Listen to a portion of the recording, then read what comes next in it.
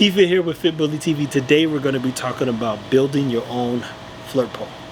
Don't forget to subscribe, people.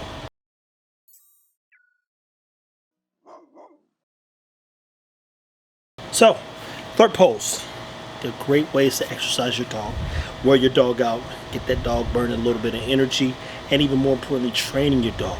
If your dog has a toy driver, this is the perfect way to get them to do different things while putting them in positions. And if you know anything about dog training, positions means sit, stay, heel, down, etc. If you don't know anything about dog training, we're going to be bringing some information that helps. But today we're going to be discussing doing it yourself, how to build a flirt pole. Now, the why factor, just always answer the why. Why did I build my own flirt pole? I bought them. I bought a couple. I think they range from 60 bucks to 100 plus bucks. And I have bullies, and they're very powerful dogs, extremely strong. They tore the flirt poles to pieces. The poles literally didn't last 2 seconds. I mean, one pole snapped in half. So, being around Stan, aka my dog man, he had some PVC pipe that he had. It was a little bit thicker than this. This is the puppy version.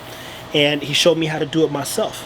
One thing you want to do is make sure you get some string rope that's relatively thin.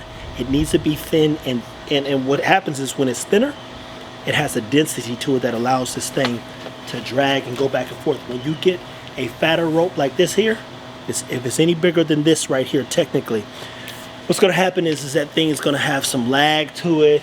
It'll turn into a kite, so you won't really get an opportunity to drag unless you're putting something extremely heavy on, the end of this rope, right? End of your attachment. So I'm actually going to walk you through how to do this from scratch. This is, again, beginner.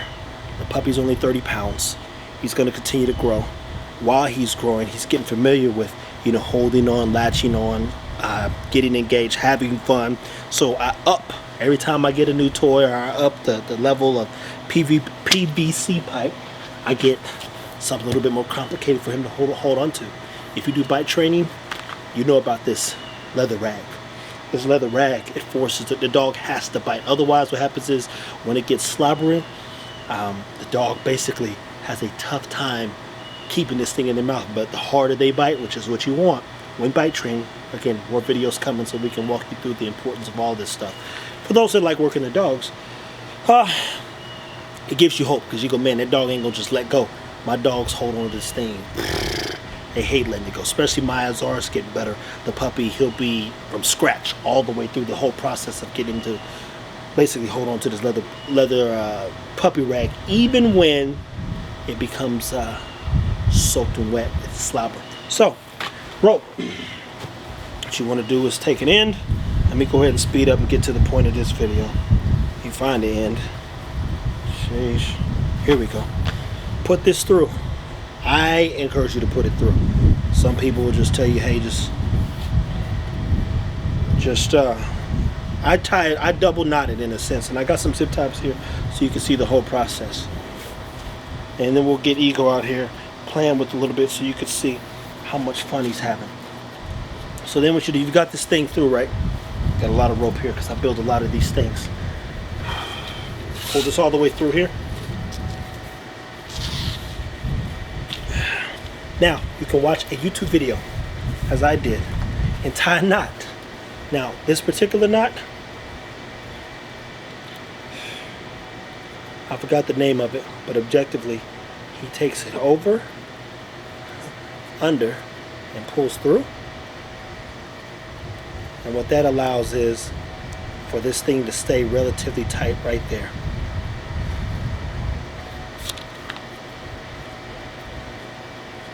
And mind you, I'm not the best knot person whatsoever. I for the most part, suck at tying knots. But that right there, and then you just want, realistically, about this much. I don't know how, I don't have a measuring tape, but I just know personally. So right at about there, because in the toy, it's going to hang from there. You don't want this rope too long. You want to keep your dog relatively close, because again, remember, you're using this for training opportunities as well. So right there, I got scissors in my pocket. Remember, never, don't carry scissors in your pocket, people. We all know that though. Cut that. And then again, I tie the end of this same way.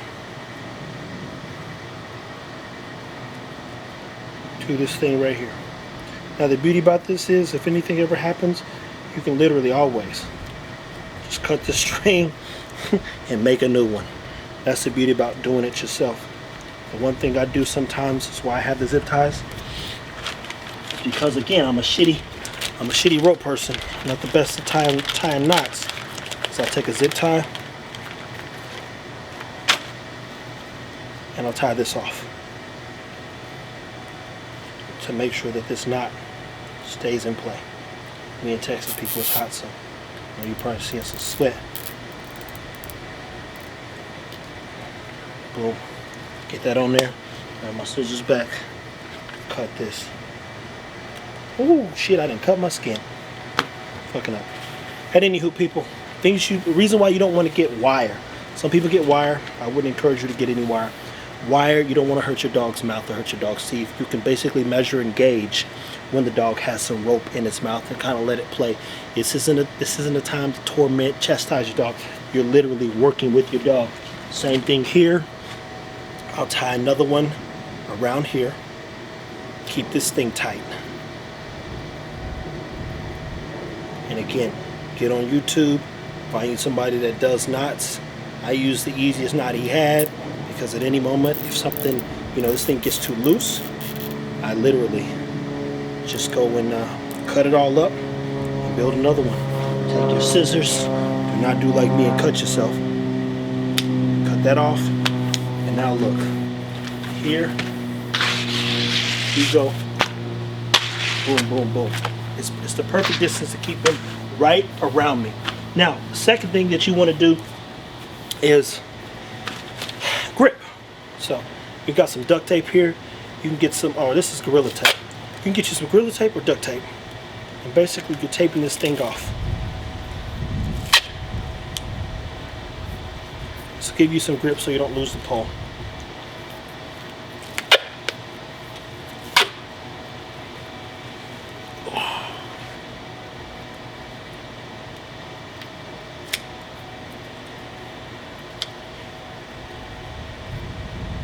Same thing again up here a little bit. You kind of know where you're going to put both your hands.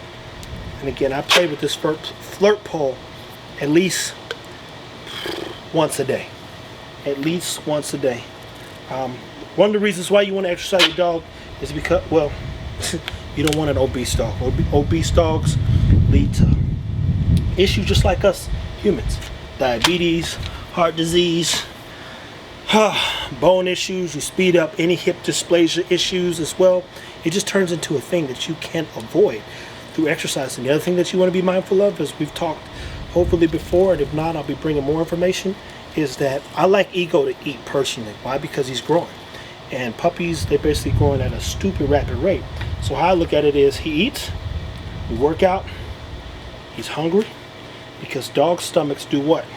They store food until they are ready to use that energy source. When we eat, what happens? Humans, I mean specifically. We eat, and then next 3 or 4 hours we're hungry again. Dogs go quite a while without eating. They just can't.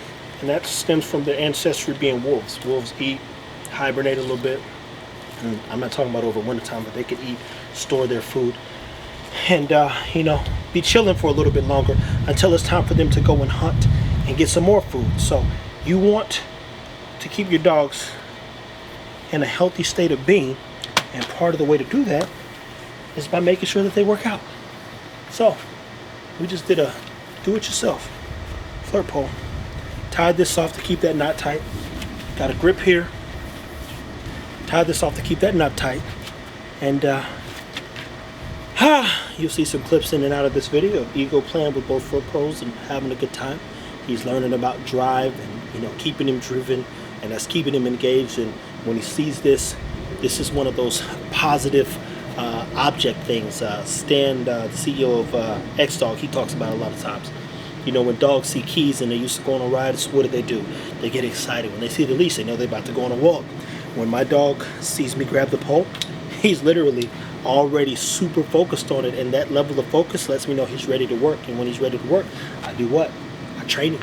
That's the best time to train him. So hopefully this helps. Remember, get you some relatively thin rope that's relatively dense. Get you some Gorilla Tape so that you have some grip And again, I might put some tape even all the way up in here because I get two hands on it, especially when you've got multiple bullies you're playing with. Because when they get a good hand on it, you got to pull this thing, man. Scissors and some zip ties, and you'll be fine. From start to finish, every time they get bigger, I get a new PVC pipe. The next one probably be about that thick, because he'll move up to playing with his mama, and you know, I call her his auntie even though they're not related, but Maya, and they get busy when it's time to play with these flirt posts. So hopefully this helped. T-Fit Bully TV signing off, people.